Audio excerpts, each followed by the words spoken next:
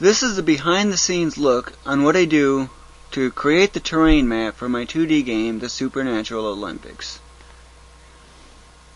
The terrain map looks, the image anyway, looks pretty dull. It's a height map, but unlike normal height maps where the shades of gray represent the actual height, in my case the shades of gray represent the slope, the steepness of the slope.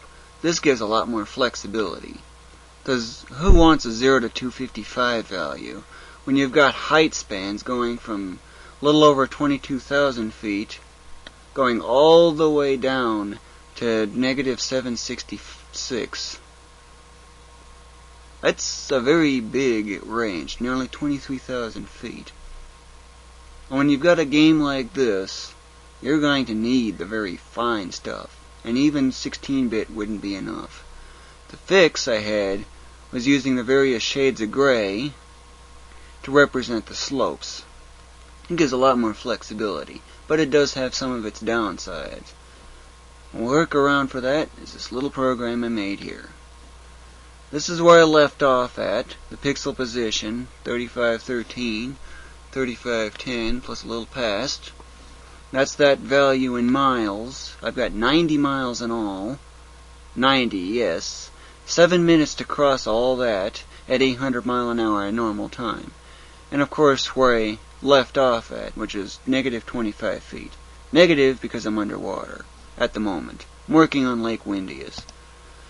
These here have the title of that color with the slope, the first one, and in parentheses the height change in pixels.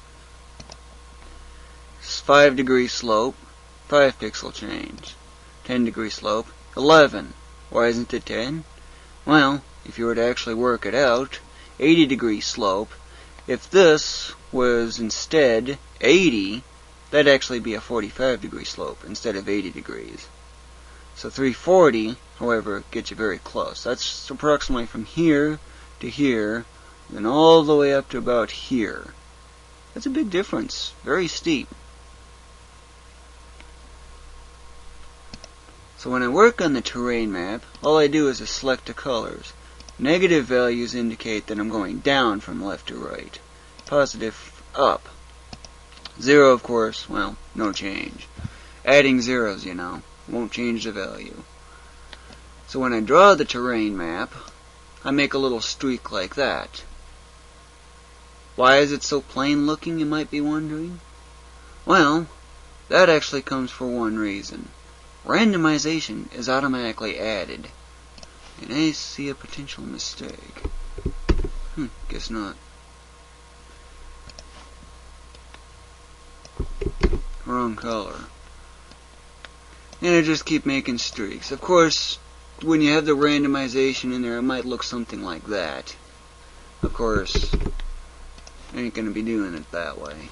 It speeds up the process of doing it, plus it also makes it look more realistic as well. Since I'm at the end of Lake Windius, it's going up.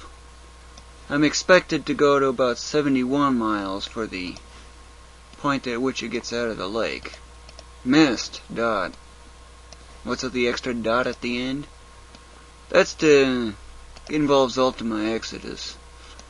When an enemy misses, you get missed dot appearing in the corner because of the period at the end, and I love the sound effect that's caused when an enemy misses.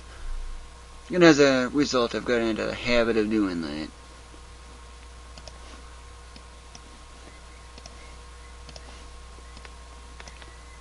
There's actually 4 regions for the terrain map. The westernmost, which is way off this way, that is the Mebna region. Although it's about a mile for the main plains, it goes off up into the mountains, and then comes the Stuga region. Oops. And then it goes to the Windius region, which is where I'm currently starting, or ending the Lake Windius anyway. Then it goes into the Coretta region, of which I've yet to do. So what do I do when I'm done fiddling around here?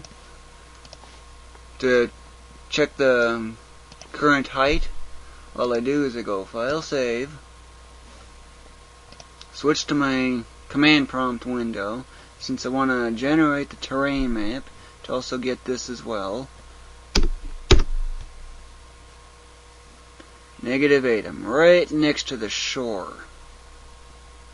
Or surface anyway, but based on my plans in here, it's basically near the end. 71 is the target, so I'm right at the very end. So what do I do to check the terrain map itself? Switch to MSPaint. Why MSPaint? Memory. For some strange reason, GIMP uses 8-bit color, even though the image is 1-bit, as what they generate. 1-bit image, you'd expect it to look dull. This is the terrain map. Here's the Mebna Plains, or at least the end of them anyway. And right about here is where you start. The Mebna Hills, part of the Mebna region. The Twin Peaks, called so because the two peaks are very adjacent. A dip into the clouds since the tops are about somewhere around here. The mini-map in the game will reveal where the clouds are, optionally of course. Here's the highest point you can stand on. Very steep slope here as well, but that's easily climbed with a float run. Real easy. Why am I clicking on the scroll bar? There's a bug at MSPaint. If I drag it, it seems to look fine, but all of a sudden, so you can see it better, it all of a sudden just disappears. Note the position here, 34,384. All the way over here, it's 32,737.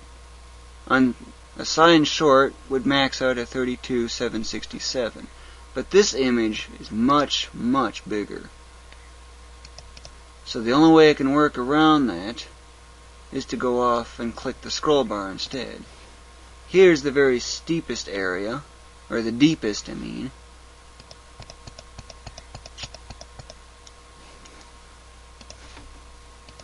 And here, this indicates an area where I've not finished. And at the very end here is how I check to see where exactly I'm at, with the rest of the terrain beforehand. Since I'm nearing the end of the lake, I'm expecting it to go up now. And basically that's all there is to it. Not much, huh? Of course, with 90 miles and 144,000 pixels, I've got a lot to do, considering I'm only here. But that's basically all there is to working on my terrain map. And back to doing what I'm after. This video was created by Ulillillia. Thank you for watching.